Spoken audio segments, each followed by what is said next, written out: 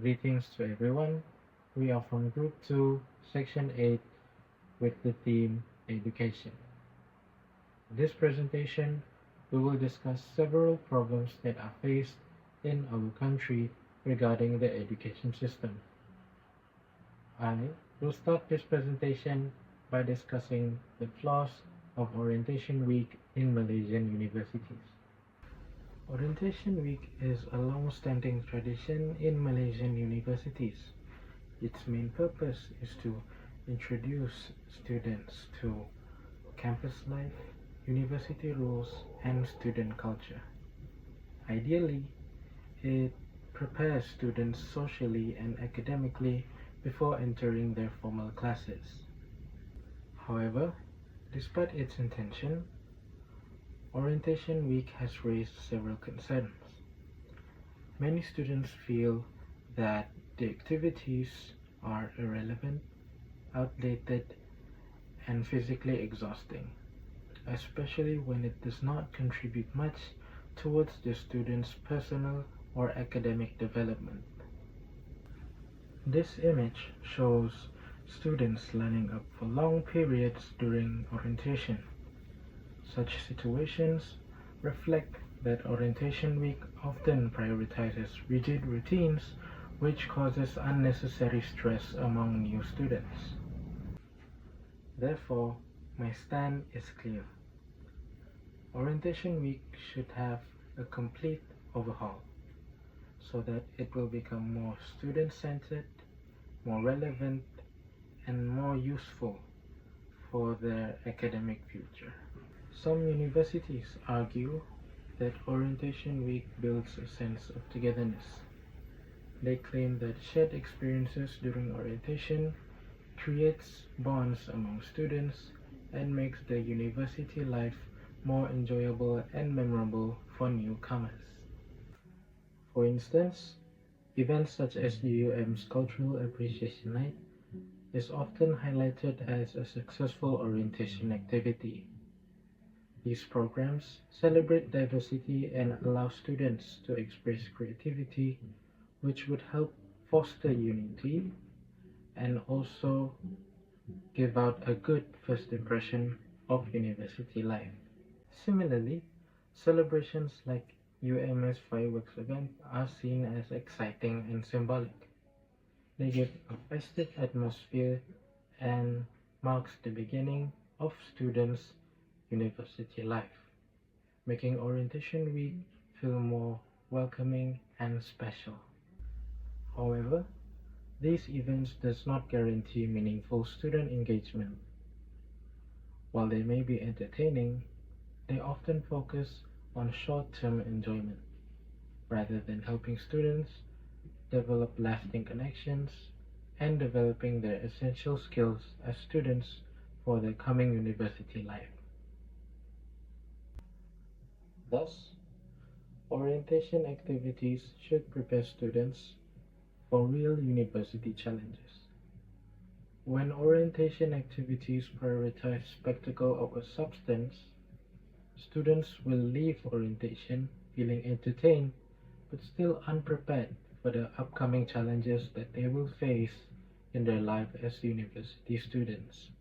Even the Minister of Higher Education, Datuk Sri Zamri Abdul Qadir, has advocated for the revamp of Orientation Week programs in Malaysia. This highlights that it is important for Malaysian universities to evaluate their Orientation Week programs and to restructure it according to the students' needs rather than just tradition. In conclusion, Orientation Week should not be removed, but instead be refined to better fit into modern students' needs. When stepping into university life, students do not only need social adjustment, but also system that reflects on how they learn, communicate, and manage their studies today. This raises an even broader question whether Malaysian universities are able to evolve according to modern students' needs, not only in orientation, but also in the way how they deliver education to their students. With that in mind, I will pass to the next presenter, which will discuss on the implementation of online class in Malaysian universities. Thank you. Good evening, I'm Ahmad Haikan bin Jeffrey Azlan, BK25110321. Today, I will be presenting an argumentative essay titled Online Classes Should Be Implemented in Malaysian University. The rapid evolution of online education has brought about a transformative shift in how universities deliver learning, especially after the global pandemic. Malaysian universities have begun incorporating online learning, recognizing its potential to expand accessibility and flexibility for students. Although they are concerned regarding the development of practical skill, the integration of online learning remains a valuable proposition for Malaysian higher education. The first issue is that online study offers flexible and accessible learning. Online learning allows students to attend classes regardless of location and time constraint. This is especially beneficial for students who live far from campus, have part-time jobs, or personal responsibility. As a result, online education expands access to higher education and allows more students to continue their study without disruption. The second issue is that virtual learning helps alleviate substantial monetary pressure faced by students. Students can reduce costs related to transportation, accommodation, and daily campus expenses. This financial relief is particularly important for students from low-income backgrounds. Therefore, virtual learning makes higher education more affordable and accessible. To ensure online learning is fair, university must provide device subsidies. For example, initiatives such as Baik Sabah and other Bantuan Peranti program in Malaysia provide laptops to students who cannot afford them, such as Laptop Satu Malaysia. This helps reduce digital inequality among students. Lecturers must also be trained to teach effectively in online environment. Platforms such as Academy YouTube of Malaysia help educate to develop digital teaching skills.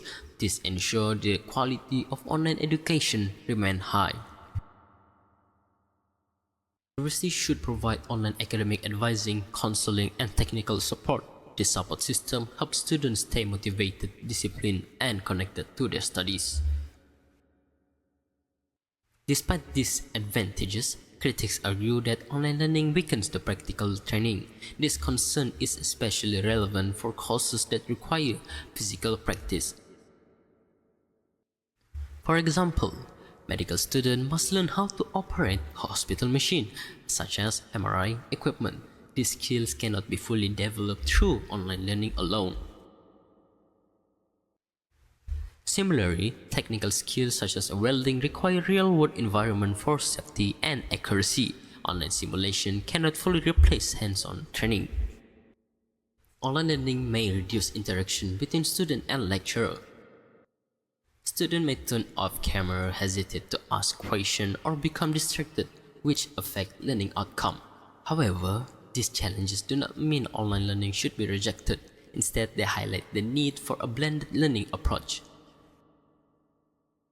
Research by Wan Faizul, Husna Wan Muhammad Akil, and Airil Haimi Muhammad Adnan show that blended learning effectively combines online theory with a face-to-face practical training. This approach ensures students gain both knowledge and practical skills.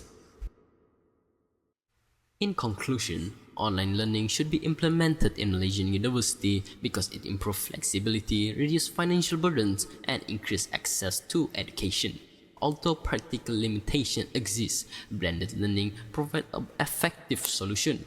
With a proper planning and support, online learning represents an evolution of higher education in Malaysia. And that's conclude my presentation. Now let's move on to another presentation. Good day everyone, my name is Nurul Asira binti Abdul Rahim. Today, I am one of members of Group 2 would like to present my essay under the theme of education and with the title Unclear Career Pathways Among Malaysian Students. This issue is highly relevant in Malaysia today as many students struggle to identify suitable career direction even after completing their studies. First of all, let us look at the main issue, which is the lack of career guidance in schools. In recent years, Malaysia has introduced its changes to its education system, such as the Tahap Penguasaan grading system, which moved away from the traditional exam-based assessment. While this system focuses more on skill mastery, it does not clearly guide students toward future career pathways. As a result, students may perform well academically but still feel confused about what career suits their abilities and interests.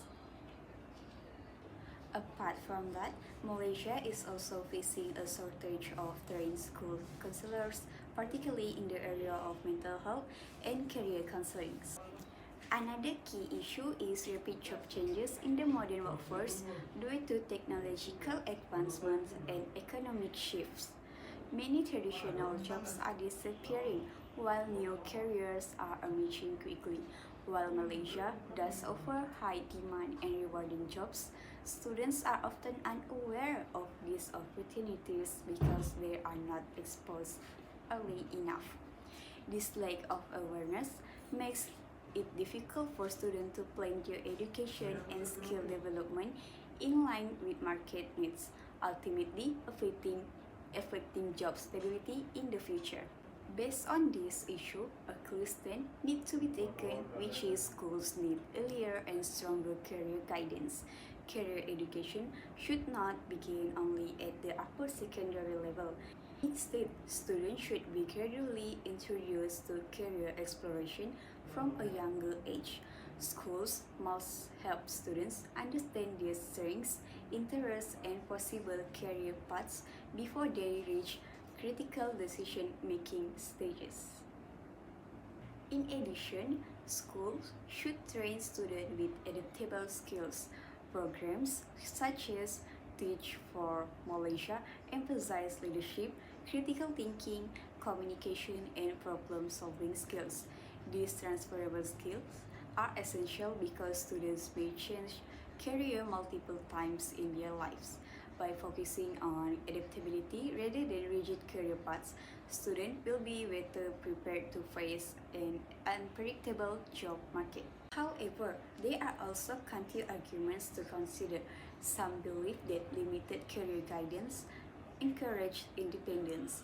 Without too much direction, students may explore careers on their own, develop self-awareness, and make independent decisions. Additionally, initiatives such as Women in Rail Malaysia show that external organizations can play a role in exposing students, especially female students, to career in STEM fields. Another counter-argument is that technology creates more opportunities.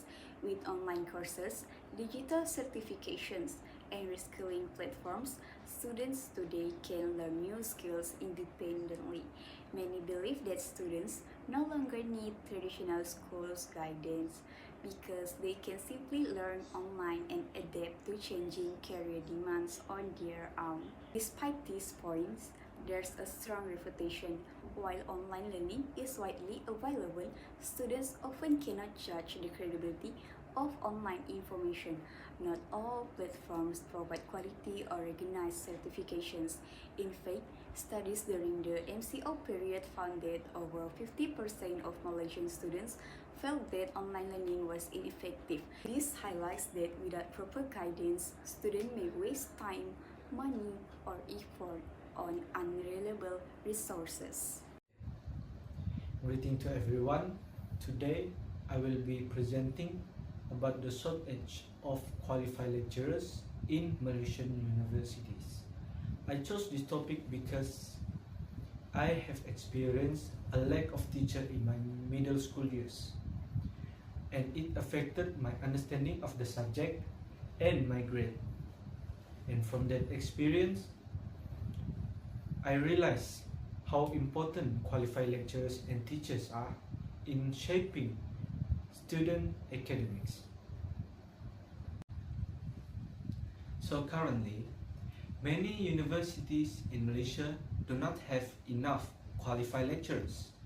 Some departments struggle to fill teaching positions, especially in specialized fields such as science, research, engineering, and technology.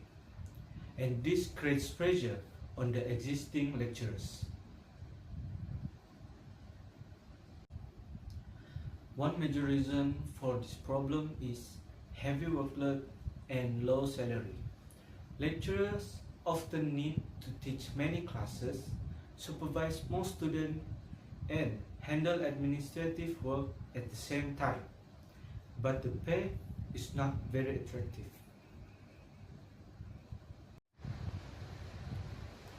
Besides that, career growth in academia is quite slow. Promotion within university may take a long time, and lecturers are often required to complete postgraduate degree such as a master or PhD before they can qualify for academic position. This requirement causes more graduates to choose career in the private sector, where the salaries and career growth are often more competitive.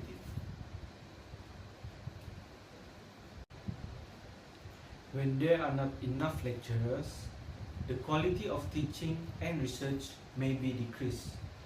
The existing lecturers are required to handle more classes and students, causing them to have less time to focus on lesson preparation, student guidance, and research activities.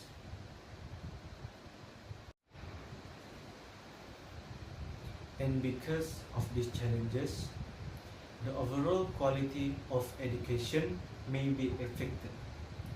Students may receive less attention, slow feedback, and fewer learning opportunities. When lecturers are overworked, they may struggle to teach effectively. This is not because they are not capable, but because they simply do not have enough time and energy for the student. As a result, fewer young graduates are interested in becoming lecturers. They see academia as stressful and less rewarding compared to jobs in private sector. Some people argue that the government is trying to solve this problem. Programs like My Brain 2.0 were introduced to train more academics for universities. According to Bernama, the Ministry of Higher Education aimed to produce more academics through My Brain 2.0. This shows that the government is aware of the issue and is taking action. However, despite these programs, the shortage still continues in many universities. This suggests that more action is needed. In conclusion, improving salaries, reducing workload, and creating better career opportunities are important to solving this problem. And with that, I would like to pass this presentation to my next member, who will further discuss about another education issue. Thank you. Building on what has been discussed earlier, my part will focus on lack of investment in early childhood education in Malaysia.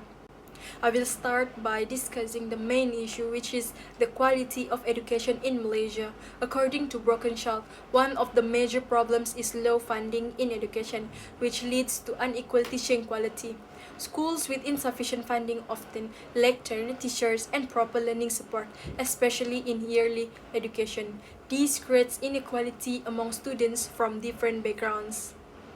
This issue becomes more serious when we consider children's development. CINAR Daily reported that Malaysia has over 9 million children under the age of 18. When investment in education is low, many children do not receive quality early learning experiences. As a result, their basic skills, confidence, and readiness for higher education are affected. Underfunding also causes poor facilities and limited training materials, especially for children from low-income families. According to Wiki Impact, child poverty worsens access to proper education resources. Without suitable classrooms, books, and learning tools, children struggle to learn effectively. This shows how funding directly affects the learning environment. Based on this issue, our stand is that the government must invest more in early education. UNICEF Malaysia emphasized that early education is critical for a child's long-term development.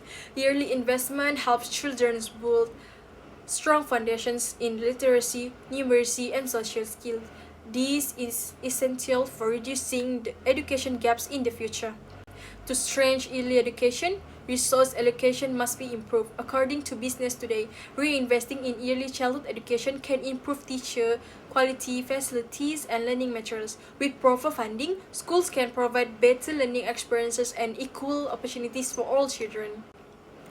However, there is a counter-argument. Teach for Malaysia states that parental involvement has the biggest impact on children's learning. Some believe that parents, not schools, are the most important influence on a child's education. Therefore, government spending may not be the main solution. Additionally, some argue that children can learn basic skills naturally at home. Motherhood Malaysia explains that homeschooling or home learning can support early development. This suggests that formal early education may not be necessary for all children.